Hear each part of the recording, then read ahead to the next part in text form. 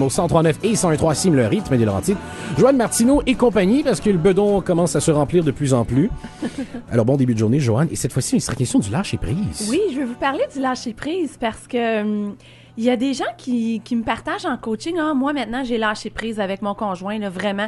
Puis ils font un signe de la main. Puis c'est pas vraiment lâcher prise. Ils sont devenus comme à l'autre pôle, indifférents, où ils laissent tomber la serviette, soit avec leur ado ou autre.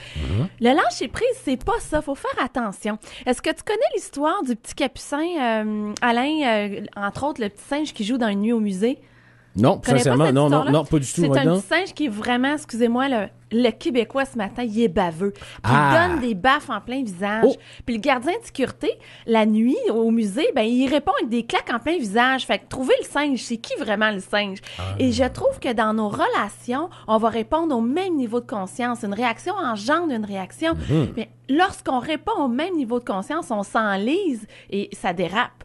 Le lâcher-prise, ça veut pas dire que je vais laisser faire, je vais me taire, je vais rien dire. C'est pas ça. Je vais lâcher prise à l'émotion qui monte à l'intérieur de moi. Et c'est quoi le rapport avec le petit singe? C'est que le petit singe, pour les chasser, ils font un trou dans une noix de coco, ils mettent de la nourriture, le petit singe entre sa main, serre la prise, donc la nourriture, et reste pris, ne lâche pas prise. Et les gens ont juste à aller à ramasser les noix de coco, puis les singes sont pris après.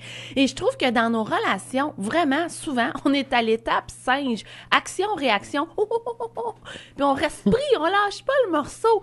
Et pourtant, lorsque on se fait dire « Ah, t'as raison », puis ça nous flatte quoi dans le fond? Ça nous flatte l'ego. Et ça, c'est pas nécessairement positif, parce que plus l'ego, il est content, plus il grossit, puis plus il nous nuit dans nos relations. Ah, OK. Oui, parce qu'Alain, attention, l'ego est beaucoup plus engagé à avoir raison que d'avoir des belles relations. Alors, le lâcher. Mais qui a plus raison? Madame ou monsieur? C'est toujours madame, qu'est-ce que tu veux? Ah, elle a un plus gros ego.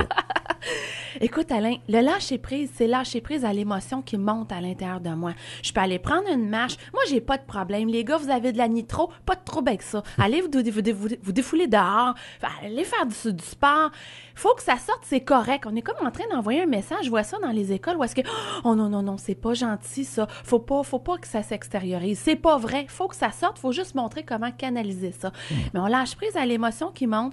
Je recule, je respire. C'est quoi mon objectif? Pas facile, ça, de prendre le pas derrière. Et, non, le concept est simple, mais c'est pas facile. On prend un pas derrière et respirer. Parce que quand on est en Moses, on respire juste du haut du corps, puis c'est très difficile de réfléchir. Le cerveau n'a pas un apport en oxygène assez grand. Le lâcher prise, c'est que ça va vous donner quoi d'avoir raison? Ça va être écrit sur votre pierre tombale. J'ai eu raison 852 fois. Celui qui a eu raison toute sa vie, ici, mais il est mort. Il est mort ne peut plus seul. consommer sa raison. Ma chère, je vais le dire Justine, parce que ma chère Joanne Martineau. Qui est à ma droite, soit dit en passant. Alors, comme d'habitude, mercilavie.ca. Oui, venez me voir mercilavie.ca. Venez me chercher sur Facebook. Et attention, demain soir et jeudi, gros événement à Laval, les Bois-Brillants. Début d'une série de 8 cours, parents guides, parents complices. Joignez-vous à nous.